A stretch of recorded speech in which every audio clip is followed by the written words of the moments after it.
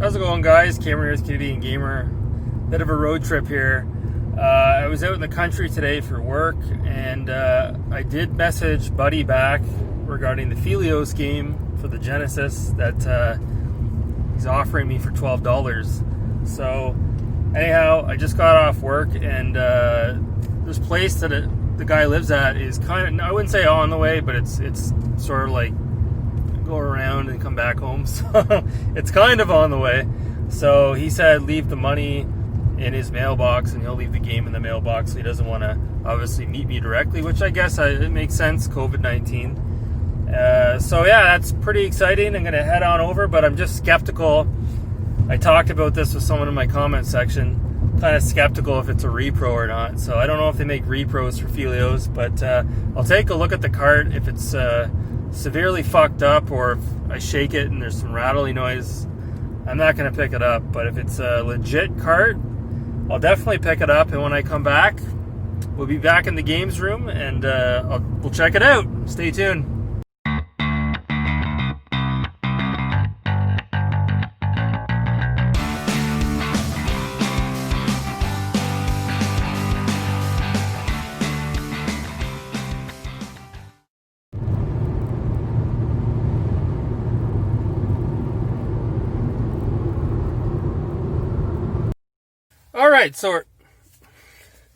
All right, so we're at our destination just about. Now, one thing I completely got sidetracked on, this guy doesn't want to meet me in person. He wants to put the game in the mailbox. Well, the deal was $12. All I have on me is 15, $5 and a $10 bill. So f*** me. So I had to go to this gas station back here, and I had to break a $5 bill. I had to buy a lottery ticket for $1. So red odds, baby. Hopefully I win. If not, it's not the end of the world. Again, it's only $1. But yeah, so anyways, en route. Stay tuned. Yeah, to my surprise, the cart's in really good shape. There's a slight scratch on the back, but it is a legit cart. The kid, I could see him kind of in the house there, waiting for me to put the money in the mailbox. He had the game in a like a little baggie, like a white lunch baggie. So whatever, it works. So that's pretty cool. Let's head home. I'll show you what it looks like, and we'll plug it in, most importantly, see if it actually works. So stay tuned.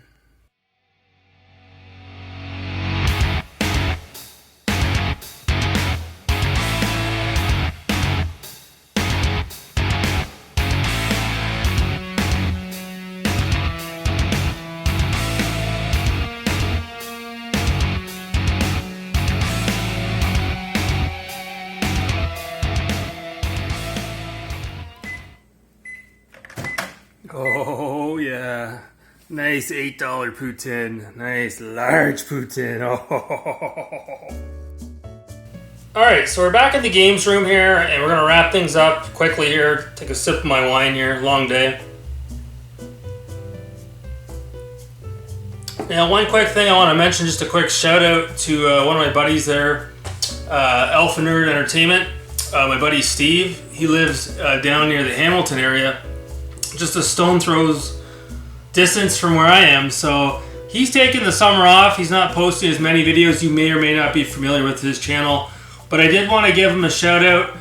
First and foremost, he has the right idea. The summer months, the summer is your time, not YouTube's, and you don't want to be, putting out content all over the place. Here I am, 3 videos in 3 days, and not be enjoying your summer. So I really have to commend the guy for taking a step away from YouTube to be able to enjoy his summer. And I totally agree with that sentiment. And, I went to Sandbanks last week there, and I'm planning another trip in the near future here, and stay tuned for that. I'll talk a little bit more about that.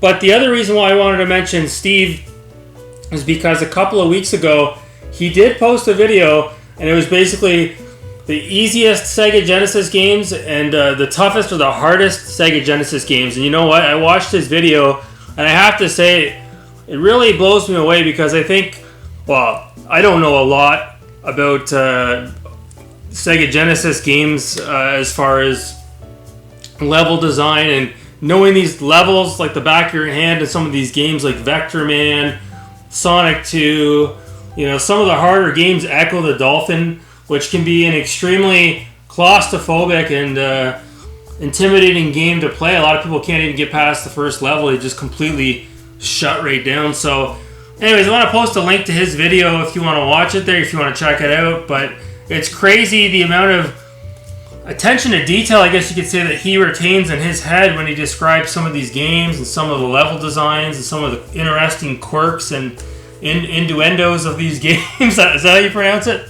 So yeah, he's just like I said, a fountain of knowledge when it comes to Sega Genesis games. It's really impressive. I don't think I'll ever be that knowledgeable when it comes to, you know, talking about the actual meat and potatoes of the games. I have to tip my hat off to him. It was rather impressive to watch that video. So yeah, so again, on with the rest of this video here.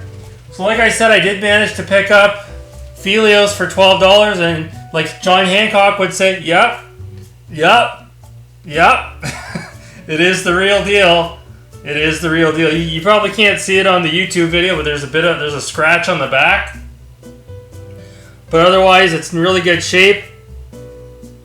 The label's in good shape. It's a 30-year-old game. It came out in 1990, based on an arcade classic by Namco that came out in 1988. So, yeah, I can't believe I have this in my collection. I probably spent upwards of $10 in gas just driving out of my way to pick this up. So all said and done, closer to $22.